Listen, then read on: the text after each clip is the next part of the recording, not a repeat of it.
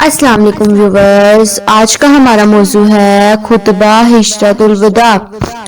ہجرت کا 10واں سال تھا، پیارے نبی حج کے ارادے سے مکہ روانہ ہوئے۔ آپ کے ساتھ 1 لاکھ سے زیادہ جان نثاروں کا قافلہ تھا۔ اس حج کو لوگ حجۃ الوداع کہتے ہیں، اس لیے کہ یہ حج آپ صلی اللہ علیہ وآلہ وسلم کا آخری حج تھا۔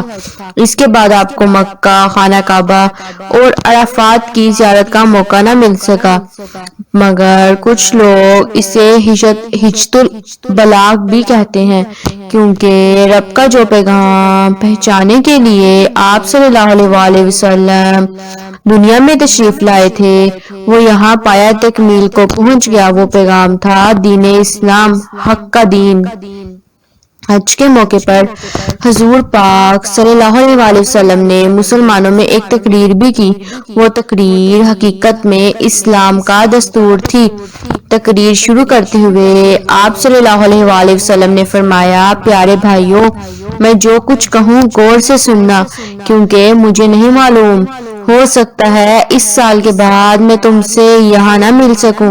اس کے بعد آپ صلی اللہ علیہ وآلہ وسلم نے سارے مسلمانوں کو آخری وصیتیں کی، جن کا نچوڑ کچھ یوں ہے: اللہ کی کتاب کو اور اس کے رسول کی سنت کو مضبوطی سے پکڑے رہنا، لوگوں کی جان، مال اور عزت کا خیال رکھنا، کوئی امانت رکھے تو اس میں خیانت نہ کرنا، خون ریزی اور سود خوری کے قریب نہ بھٹکنا۔ پیارے نبی نے تقریر کرتے ہوئے یہ بھی بتایا کہ مسلمان آپس میں کیسے رہیں، پھر عام انسانوں کے ساتھ ان کا کیا برتاؤ ہو۔ نیز آپ صلی اللہ علیہ وآلہ وسلم نے مساوات پر بہت زور دیا اور اونچ نیچ اور ذات پات کی زنجیروں کو ٹکڑے ٹکڑے کر دیا۔ آپ صلی اللہ علیہ وآلہ وسلم نے فرمایا، لوگو، تمہارا رب ایک ہے، تمہارا باپ ایک ہے، تم سب آدم علیہ السلام کے بیٹے ہو اور آدم علیہ السلام مٹی سے بنے ہیں۔ خدا کے نزدیک تم میں سب سے بہتر وہ ہے جو خدا سے سب سے زیادہ ڈرنے والا ہو۔ سن لو، کسی عربی کو اجمی پر اور کسی اجمی کو عربی پر کوئی برتری نہیں، برتری کا معیار تو صرف تقویٰ ہے۔ تقریر سے فارغ ہوئے تو آپ نے فرمایا، اے لوگو، کیا میں نے خدا کا پیغام پہنچا دیا؟ 1 لاکھ زبانیں ایک ساتھ بول اٹھی، ہاں اے اللہ کے رسول صلی اللہ علیہ وآلہ وسلم۔ پیارے نبی نے 3 بار فرمایا، اے خدا تو گواہ رہنا۔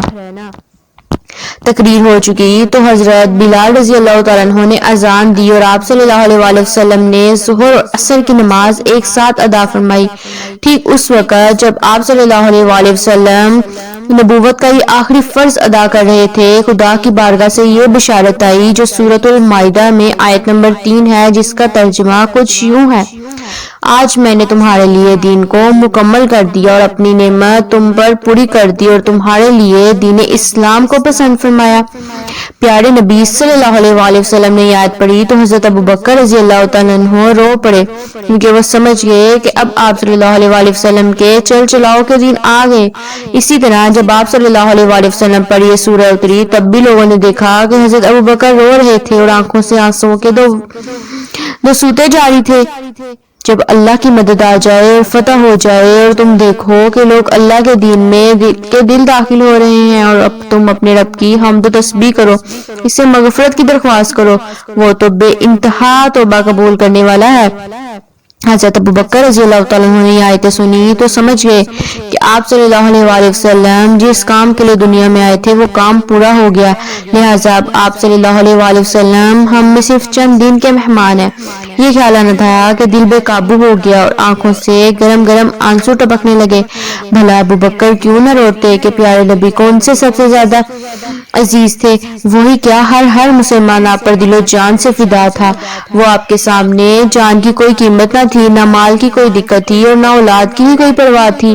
وہ آپ صلی اللہ علیہ وآلہ وسلم سے بے پناہ محبت کرتے تھے اور آپ صلی اللہ علیہ وآلہ وسلم کی بے پناہ پرواہ کرتے تھے، اپنی جان کی بھی بازی لگانے کے لیے بالکل پیچھے نہ ہٹتے تھے۔ اس طرح خطبہ ہجرت الوداع کو بھی 3 ماہ بھی نہ گزرے تھے کہ رسول پاک پر بہت بڑی بیماری کا حملہ ہوا۔ اگر آپ کو یہ ویڈیو اچھی لگی